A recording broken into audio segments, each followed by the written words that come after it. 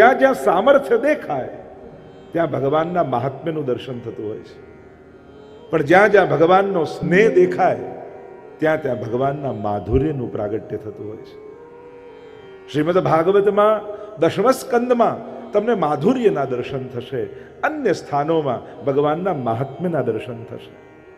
વ્રજની લીલામાં ભગવાનના માધુર્યના દર્શન થશે, દ્વારિકાની લીલામાં ભગવાનના મહાત્મ્યના દર્શન થશે. આ કૃષ્ણ પરમાત્મા એવો છે જે મહાત્મ્ય અને માધુર્ય બંનેને એક સાથે લઈને બિરાજમાન છે. વિરુદ્ધ ધર્માશ્રયિતાનો ગુણ લઈને બિરાજમાન છે. એ જે ક્ષણે અબૂધ છે એ જ ક્ષણે એ સર્વજ્ઞ પણ છે. સર્વ સામર્થ્ય યુક્ત હોવા છતાં પરમાત્મા ભક્તોને સ્નેહવશ થઈ ભક્તોનો જેવો ભાવ છે એવા સામર્થ્યને ધારણ કરી અને ભક્તોના મનોરથો પૂરા કરવા માટે ઠાકોરજી પધારતા હોય છે. એ છે સર્વસમર્થ, પણ તમારો ભાવ એવો હશે ને યશોદા જેવો કે હું નહીં ભોજન કરાવું તો મારો લાલન ભૂખ્યો રહી જશે, તો તમને જોઈને એને કકડીને ભૂખ લાગશે. અરે હું નહીં પોઢાવું તો મારો લાલન નિંદ્રા નહીં કરે, તો ઠાકોરજીને તમારા ખોળા સિવાય બીજે ક્યાંય નીંદ નહીં આવે. અરે હું જારી નહીં ભરું તો મારો લાલન તરસ્યો રહી જશે, તો તમારા હાથે ભરેલી જારીની પ્રતીક્ષા કરતો હશે. ગીતાજીના એ વચનોને યાદ કરું, યે યથા મામ પ્રપદ્યન્તે તાંસ દૈવ ભજામ્યહમ.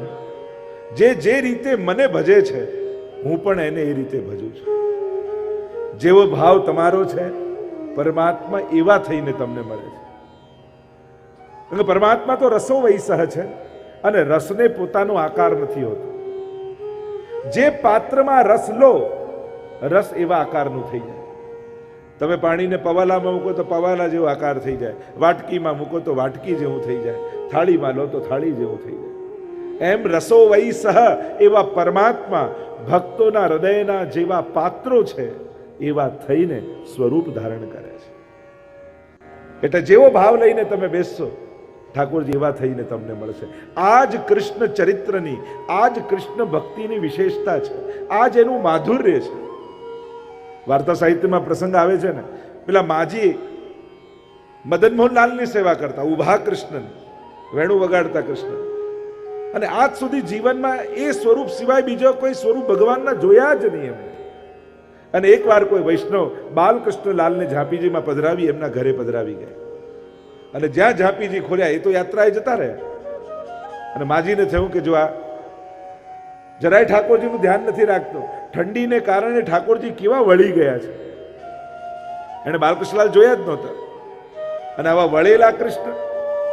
પછી તો એણે તેલ ગરમ કર્યું અને ઔષધો ગરમ પદાર્થના નાખ્યા અને માલિશ શરૂ કરી. મારા ઠાકોરજી વળેલા હાથ પગ પાછા સીધા થઈ જાય. ઠાકોરજી વિચાર કરે જો ઊભો ન થયો તો આજે મારો વારો છે.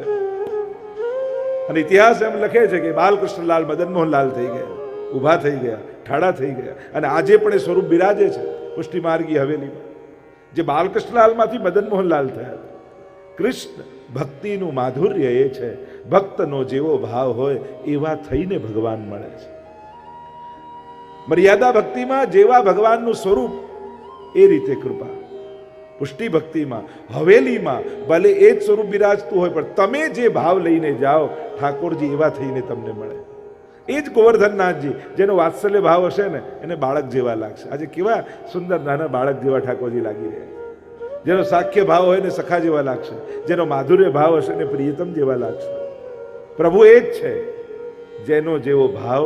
જાકી રહી ભાવના જૈસી પ્રભુ મૂરત દેખી તિન તૈસી. આજ પ્રભુનું માધુર્ય છે. સામર્થ્ય બતાવવા માટે ભગવાને શંખ ચક્ર ગદા પદ્મ આયુધોને ધારણ કરવા પડે છે, ક્યારેક સુદર્શનને છોડવા પડે છે, પણ માધુર્યને પ્રગટ કરવા માટે પ્રભુએ કેવલ અધર પર વેણુને પધરાવવી પડે છે. અને અધર પર પધરાવેલી એ વેણુના સ્વર ભરી પ્રભુ પોતાના માધુર્યને ચારે બાજુ ફેલાવે છે. એટલે જ આ ચાર માધુરી કૃષ્ણની કહી છે: રૂપ માધુરી, નામ માધુરી, લીલા માધુરી અને વેણુ માધુરી. આ ચાર માધુરી પ્રભુમાં બિરાજમાન છે. પ્રભુના નામમાં મધુરતા છે. મધુરાધિપતે અખિલમ, અખિલ મધુર છે ને. એટલે એનું નામ માધુર્યયુક્ત છે. કૃષ્ણના નામ ભજનારાઓ એક ક્ષણ પણ ચૂકે ને તો એને એમ લાગે કે મેં આ ક્ષણ ગુમાવી દીધી. એટલે તો મહાપ્રભુજી પણ આજ્ઞા કરે છે, તસ્માત સર્વાત્મના નિત્યમ શ્રી કૃષ્ણ શરણમ મમ. સતત નામ લો. રૂપ માધુરી, એની તો આગળ ચર્ચા આવશે. રૂપમ મધુરમ, લીલા માધુરી આગળ આવશે. લીલા મધુરા, પ્રભુની પ્રત્યેક લીલા આનંદદાયક છે. મહાપ્રભુજીના વચનો છે, આનંદસ્ય હરેર લીલા. પ્રભુની પ્રત્યેક લીલા આનંદાત્મક છે. કૃષ્ણ એ પ્રશ્નાર્થનું નામ નથી, કૃષ્ણ એ પૂર્ણ વિરામનું નામ છે. આપણા માટે ઘણીવાર ભગવાન કોઈના માટે પ્રશ્નાર્થ, કોઈના માટે આશ્ચર્ય ચિહ્ન, કોઈના માટે અલ્પ વિરામ બનીને બેઠો છે. પણ જેને કૃષ્ણને સમજી લીધો એના જીવનનો પૂર્ણ વિરામ એટલે કૃષ્ણ. સર્વ શંકાઓનું સમાધાન એનું નામ કૃષ્ણ. પ્રશ્નથી કૃષ્ણ સુધી પહોંચવાનું છે આપણે બધા. શંકાઓથી સમાધાન સુધી પહોંચવાનું છે. અને એ કાર્ય સત્સંગ કરે છે. જ્યારે આવા સત્સંગના સમાયોજનમાં તમે બેસો છો ત્યારે પ્રશ્ન બનેલો ભગવાન સમાધાન બનવા લાગે છે. પહેલા એમ હતું, જો ભગવાન તું હોય તો આમ કરી આપ, જો તું ભગવાન હોય તો મારું આ કામ થઈ જાય, જો તું ભગવાન હોય તો પેલાને આમ ફેરવી દે. અને પછી સત્સંગ સાંભળ્યા પછી શું થાય? જેને જે કરવું હોય કરે, ભગવાન છે ને બધું સારું જ થશે. બસ આટલો ફરક પડશે. પહેલા દરેક વખતે ભગવાને એના હોવાની સાબિતી આપવી પડતી હતી, પણ સત્સંગ હૃદયમાં ઉતર્યો પછી ભગવાન શ્રદ્ધા બની ગયો, ભગવાન પૂર્ણ વિરામ બની ગયો. અને એવો વિશ્વાસ બેસી ગયો, કેમ થયું? ભગવાન છે ને બધું સારું થશે. એવી શ્રદ્ધામાં રૂપાંતરિત થઈ જાય. અને જ્યારે ભગવાન તમારા પ્રશ્નોનો પૂર્ણ વિરામ બને છે પછી જીવનમાં કોઈ પ્રશ્નો જ નથી રહેતા. ઘણી વાર લોકો એટલા બધા પ્રશ્નો લખી રાખે કે જે આવશે ને ત્યારે આ પૂછીશું, આ પૂછીશું, આ પૂછીશું, મળે ત્યારે બધું જ ભૂલી ગયા. જે ઘણું બધું વિચારી રાખ્યું હતું કે આ બધું પૂછવાનું છે, કઈ યાદ જ નથી આવતું. બસ આ જ તમારો ભાવ છે, આ જ તમારી શ્રદ્ધા છે. જ્યાં સમાધાન મળી જાય, જ્યાં શાંતિ મળી જાય, પછી કોઈ પ્રશ્નો જાગતા નથી. અશાંતિમાંથી પ્રશ્નો પેદા થાય છે, દુઃખમાંથી પ્રશ્નો પેદા થાય છે, શંકામાંથી પ્રશ્નો પેદા થાય છે. પણ જ્યાં સમાધાન મળ્યું, જ્યાં શાંતિ મળી, જ્યાં શ્રદ્ધા આવી, ત્યાં બધા જ પ્રશ્નો આપમેળે શાંત થઈ જાય. ચિત્તને એવી શાંતિ મળે કે પૂછવાની કઈ ઈચ્છા જ બાકી ન રહે. આવા ચરિત્રને આપણે જ્યારે ગાન કરવા જઈ રહ્યા છે, મહાપ્રભુજી એ પવિત્ર એકાદશીની રાત્રિએ, જો આપણે ત્યાં અમુક રાત્રિઓ પણ પ્રસિદ્ધ છે ને, પહેલી રાત્રિ તો કૃષ્ણ જન્માષ્ટમીની રાત્રિ.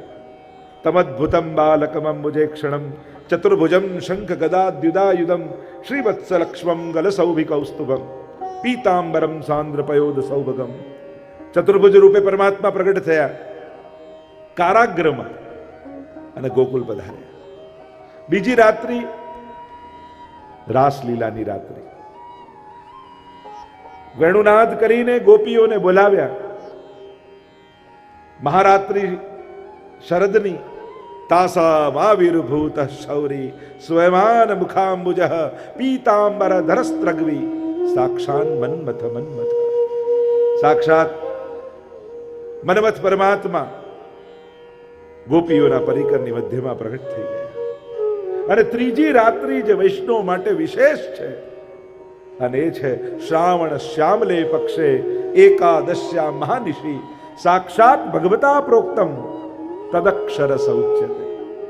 આ પવિત્ર એકાદશીની રાત્રિ, જે દિવસે ઠાકોરજીએ પ્રગટ થઈ બ્રહ્મ સંબંધ મંત્રનો ઉપદેશ શ્રી મહાપ્રભુજીને કર્યો, અને ઠાકોરજીના આ અલૌકિક માધુર્ય યુક્ત સ્વરૂપના દર્શન કરી શ્રી મહાપ્રભુજીના મુખમાંથી શબ્દો સરી પડ્યા, હૃદયના ભાવો સ્તોત્ર બનીને પ્રગટ થઈ ગયા. મધુરાધિપતે અખિલમ મધુરમ. એ અખિલ મધુર છે. એવા શ્રી કૃષ્ણ પરમાત્મા જગત જેના જ્ઞાનથી જેને ઓળખે છે, જગત જેને એના મહાત્મ્યથી ઓળખે છે, પણ એક ભક્ત, એક વ્રજ ભક્ત કેવલ ને કેવલ કૃષ્ણને એના માધુર્યથી ઓળખે છે. વ્રજભક્ત માટે કૃષ્ણનો પ્રેમ જ એનો પરિચય છે. એ કેટલો સામર્થ્ય વાળો છે એમાં વ્રજભક્તોને રસ નથી. વ્રજભક્તો તો ગિરિરાજજી પણ ઉચકે ને ઠાકોરજી, ત્યારે યશોદાજી એમ વિચાર કરે, મારા લાલનનો હાથ કેવો દુખતો હશે, લાવ દબાવી દો. અને લાલનને ખોળામાં લઈ એનો હાથ દબાવે છે કે લાલન, તે 7 દિવસ સુધી ગિરિરાજજીને ધારણ કરી રાખ્યા, તારા હાથને કેવો શ્રમ પડ્યો છે. ત્યારે યશોદાજીને એ વિચાર નથી આવતો કે જે ગિરિરાજજી ઉચકી શકે એ તો ભગવાન સિવાય બીજું કોઈ ન હોય. આટલું બળ જેનામાં છે એને હાથને કોઈ વાંધો હોય જે ટચલી આંગળીમાં ગિરિરાજજીને ધારણ કરી શકે? પણ વ્રજભક્તોને આ વિચાર આવે છે. આજ વ્રજની ભક્તિ છે. કૃષ્ણને પ્રેમ કરનારા અનેક છે. તમે ભાગવત આદિ કથાઓમાં જુઓ તો નારદજી છે, ધ્રુવ છે, પ્રહલાદ છે, અમરીશ છે, અનેક અનેક ભક્તોના ચરિત્રો કે જે કૃષ્ણને પ્રેમ કરનારા છે. પણ સર્વોત્તમ ભક્તિ તો નારદજી ભક્તિ સૂત્રમાં કહી, યથા વ્રજ ગોપિકાના. કૃષ્ણને કોઈ પ્રેમ કરનારા હતા, યા કૃષ્ણને પ્રેમ કરવા માટે કોઈને ફોલો કરવા જેવું હોય તો એ શ્રેષ્ઠતમ ભક્તિ એ ગોપીજનોની છે, વ્રજભક્તોની છે. કારણ ત્યાં મહાત્મ્યનો લેશ માત્ર પણ વિચાર નથી. અને જે દિવસે ભગવાનના મહાત્મ્યને ગૌણ કરી, માધુર્યને પ્રભાવ રાખી અને ક્યારેક દર્શન કરવા હવેલીમાં જજો, તમને શ્રીનાથજી બાબા કંઈક જુદા જ લાગશે. મારું કયું કામ કરી આપે એવા વિચાર સાથે દુનિયાના લોકો જાય, પણ વૈષ્ણવ હવેલીએ જાય તો આજે ઠાકોરજીની હું કઈ સેવા કરીશ એનો વિચાર કરતા કરતા જાય. શું માંગીશ એવા વિચાર સાથે આખી દુનિયા જાય છે. શું આપીશ ઠાકોરજીને, શું ધરીશ ઠાકોરજીને એવા વિચાર સાથે વૈષ્ણવ હવેલીએ જાય છે. આ મૂળ ફરક છે. કારણ અન્ય લોકો મહાત્મ્ય બુદ્ધિ ધારણ કરીને જાય છે, વૈષ્ણવ માધુર્ય બુદ્ધિને ધારણ કરીને જાય છે. જ્યારે તમારા બુદ્ધિમાં પ્રેમ ભર્યો હોય ને ત્યારે નિષ્કામતા સહજ આવી જાય. કારણ કે પુષ્ટિ ભક્તિ જે છે, કૃષ્ણ ભક્તિ છે, એ સ્વરૂપાસક્તિની ભક્તિ છે, સામર્થ્યની ભક્તિ નથી. કારણ કે જ્યારે સામર્થ્ય જોઈને ભક્તિ કરો છો ત્યારે જે દિવસે પ્રભુના સામર્થ્યનો અનુભવ નહીં થાય એ દિવસે એનામાં અભાવ પણ આવશે. આટલું કથાઓમાં સાંભળ્યું કે ભગવાન તો આમ બધા કાર્યો કરે ભક્તોના, આટલા સમયથી પૂનમ ભરું છું, મારું તો એક કામ ના થાય. અને આમ કરીને અભાવ પણ આવે. કારણ કે સામર્થ્ય વિશે સાંભળ્યું, સામર્થ્યવાન છે એટલા માટે દંડવત કરવા ગયા, એટલા માટે દર્શન કરવા ગયા, એટલા માટે શરણાગત થયા. અને જે દિવસે સામર્થ્ય નહીં દેખાય એ દિવસે અભાવ આવશે. પણ વ્રજભક્તોની ભક્તિ એ કેવલ સ્નેહની ભક્તિ છે, માધુર્યની ભક્તિ છે.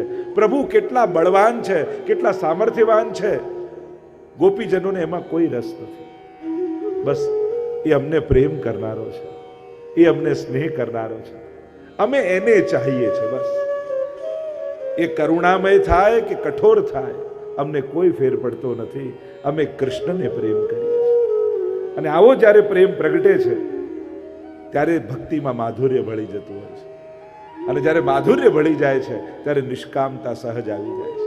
ત્યારે લેવાની વૃત્તિ નથી હોતી, આપવાનો ભાવ જાગૃત થઈ જાય છે. આ મધુરાષ્ટકનું ગાન કરતા શ્રી મહાપ્રભુજી સ્વયં સ્વામીજી રૂપ ધારણ કરી અને આ અહોભાવ, આ માધુર્ય ભાવને શ્રી મહાપ્રભુજી વર્ણન કરી રહ્યા છે. અને પ્રથમ શ્લોકમાં પહેલી જ દ્રષ્ટિ અધર પર પડી છે.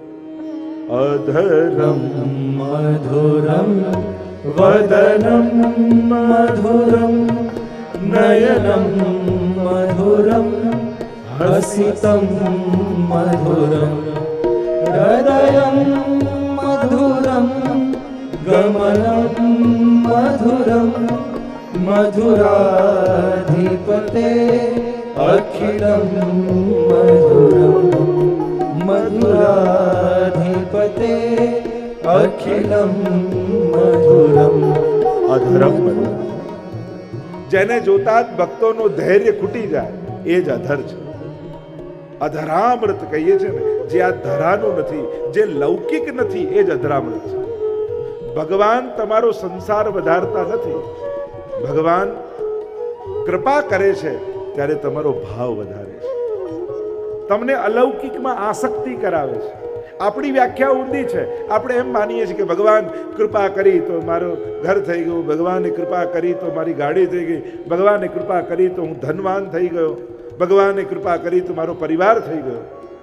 ભગવાન સંસાર વધારવા માટે ક્યારે પણ સાંસારિક વસ્તુ આપતા નથી. ભગવાન સાંસારિક વસ્તુ પણ જો આપે એ પણ તમારું અલૌકિક સાધનાનું જ હોય છે. ભગવાન ઘર આપશે ને તો ઘરની સાથે બુદ્ધિ પણ આપશે. અરે આટલું મોટું ઘર તો બન્યું, પણ ઠાકોરજી માટેની જગ્યા કઈ? ઠાકોરજી ક્યાં પધરાવીશ? તુરંત આ વિચાર આવશે. ભગવાન પરિવાર આપશે તો એવો પરિવાર આપશે કે જે ભક્તિમાં સહાયક થઈ જશે. ભગવાન ધન આપશે તો પણ એવું ધન આપશે કે તુરંત વિચાર આવે કે કંઈક સત્કર્મ તો કર્યું નહીં, લાવ કંઈક કથા કરું, કંઈ ઠાકોરજીના કાર્યમાં મદદરૂપ થાઉં, કંઈક મારા ધનથી લોકોની સેવા કરું. પ્રભુ જ્યારે લૌકિક સાધન પણ આપે છે તો એવા સાધન આપે છે જેનાથી આપણું અલૌકિક સિદ્ધ થાય. ભગવાન જીવ સંસારમાં ફસાય એવા સાધનો ક્યારે આપતા નથી. એટલે ભગવાનનું આપેલું લૌકિક પણ અલૌકિક સાધનારું હોય છે.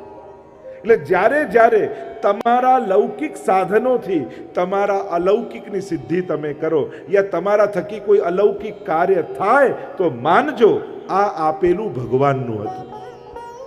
આ ભગવાનની કૃપાથી મને મળેલું હતું. અને મળ્યા છતાંય જીવનમાં ક્યારેક કોઈ સત્કર્મ ન થઈ શકે તો માનજો આ મારી મહેનતથી મને મળી છે. ઘણીવાર લોકોને મૂંઝવણ થાય કે આ મહેનતથી મળ્યું છે, ભાગ્યથી મળ્યું છે કે ભગવાને આપ્યું છે. તમે કાંઈ જ ન કરો છતાંય તમને મળે તો માનજો ભાગ્યથી મળ્યું. તમે ખૂબ પરિશ્રમ કરો ને મળે તો માનજો પુરુષાર્થથી મળ્યું છે. પણ જે કાંઈ પણ મળ્યું એ સત્કાર્યમાં વપરાય તો માનજો કૃપાથી મળ્યું છે, ઠાકોરજી આપ્યું છે. કારણ આનાથી મેં મારું અલૌકિક સિદ્ધ કર્યું. આનાથી ગાંઠો છૂટે એવું કંઈક મારાથી થયું, જેનાથી સંસારની કર્મબંધનોની ગાંઠો બંધાતી જાય. કારણ કે એક વસ્તુ યાદ રાખો, દોરીમાં જેટલી ગાંઠ બાંધો ને એટલી દોરી ટૂંકી થતી જાય. આપણે એમ થાય ગાંઠથી મજબૂત થયું, અરે મજબૂત નહીં, દોરી ટૂંકી થઈ ગઈ. તમે દોરી લઈને 10 ગાંઠ બાંધી જોજો, પહેલા એને માપજો ને ગાંઠ બાંધીને માપજો, ટૂંકી થઈ જશે. એમ જેના જીવનમાં ગાંઠો વધારે એનું જીવન ટૂંકું. જીવનમાં એવું કંઈક કરજો જેનાથી ગાંઠો ખુલે. બંધાય એ તો બધા જ બાંધે છે. એટલે જેના થકી આપણું અલૌકિક સિદ્ધ થાય માનજો આ પ્રભુએ આપ્યું છે, પ્રભુ કૃપાથી મળ્યું છે. આમ પ્રભુની દ્રષ્ટિ અધર પર પડી. અધરમ મધુરમ, એના માધુર્યનો અનુભવ કર્યો. કારણ કે એ અધર પર રહેલો ભગવદ રસ, પ્રભુનું અધરામૃત. કારણ કે અધરામૃતના પણ અનેક પ્રકાર છે, ચરવિત, જૂઠણ, અધરામૃત અને વચનામૃત.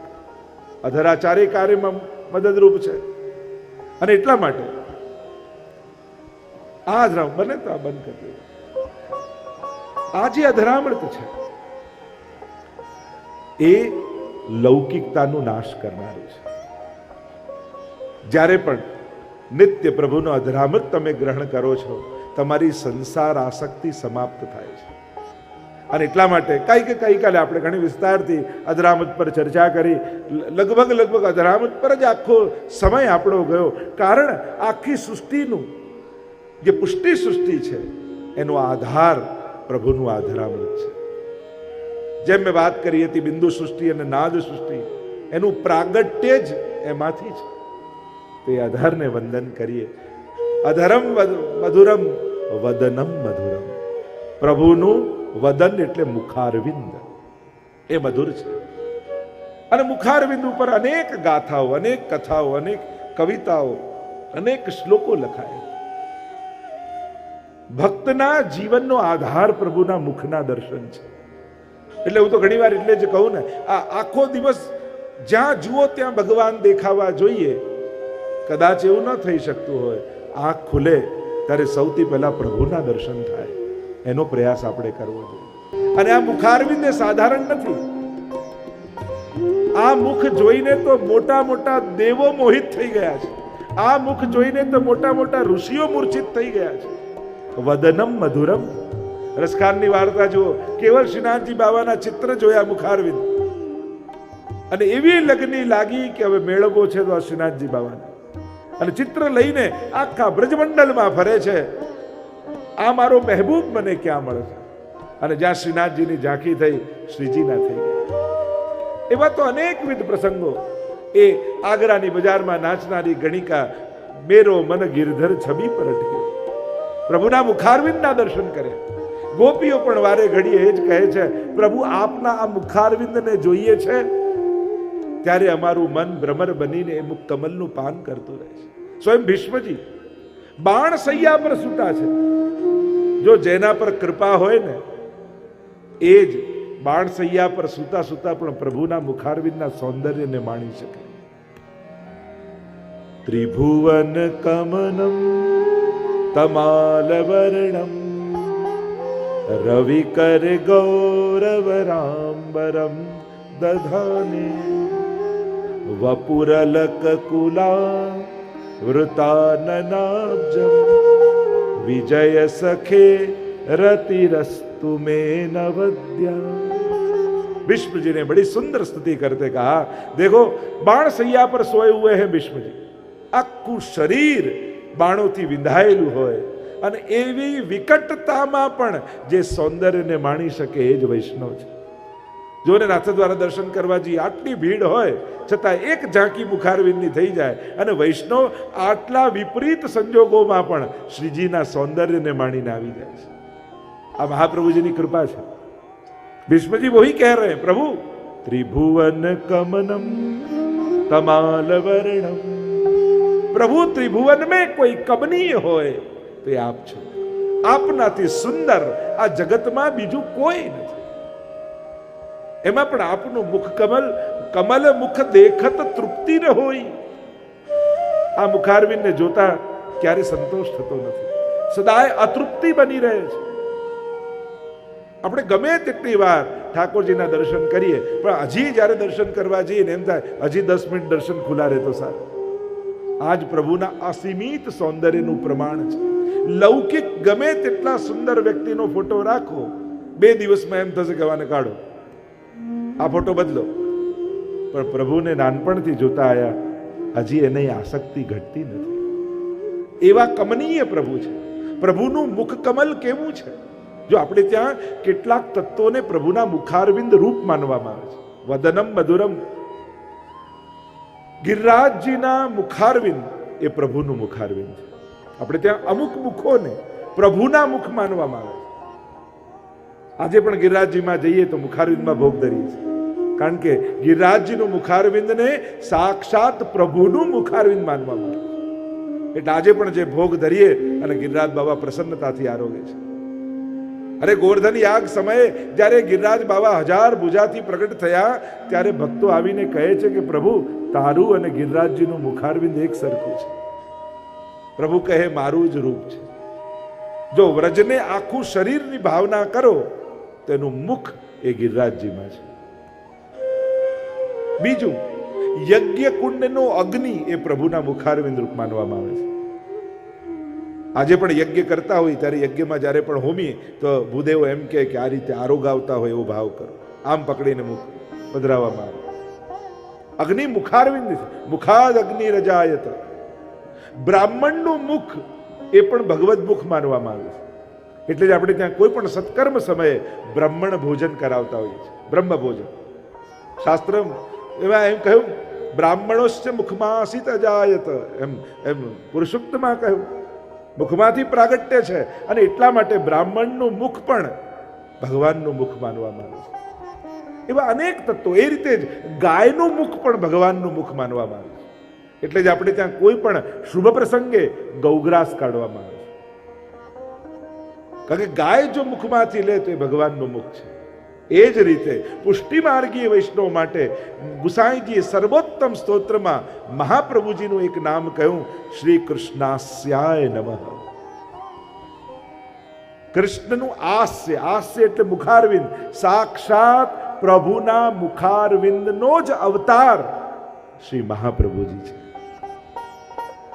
કૃષ્ણાનન દ્વિજ રૂપ પ્રગટે, કૃષ્ણાનન દ્વિજ રૂપ. આપણે પદ સાહિત્યમાં ગાઈએ છીએ. આનન એટલે મુખારવિંદ, સાક્ષાત શ્રી કૃષ્ણના મુખારવિંદનું રૂપ શ્રી મહાપ્રભુજી છે. શ્રી વલ્લભને મુખારવિંદનું સ્વરૂપ માનવામાં આવ્યું અને એટલા માટે જ અહીંયા મહાપ્રભુજી જ્યારે મધુરાષ્ટક ગાઈ રહ્યા છે, કારણ કે મહાપ્રભુજીને પણ બે સ્વરૂપે આપણે પરિચય પામીએ છીએ. એક અગ્નિ સ્વરૂપ વૈશ્વાનરાય નમઃ અને બીજું સુધા સ્વરૂપ. પ્રભુના મુખમાં રહેલી જે સુધા છે, અધરમ મધુરમ કહ્યું, એમાં રહેલું જે અધરામૃત છે એનું જ મૂર્તિમંત સ્વરૂપ શ્રી મહાપ્રભુજી છે. શ્રી મહાપ્રભુજીને અનેક સ્વરૂપે આપણે આરાધીએ છીએ. એમ તો પ્રાય ત્રણ સ્વરૂપ, રૂપમ તતત્રિતયાત્મકમ, સ્વામીજી સ્વરૂપે, ઠાકોરજી સ્વરૂપે અને આચાર્ય ગુરુ સ્વરૂપે.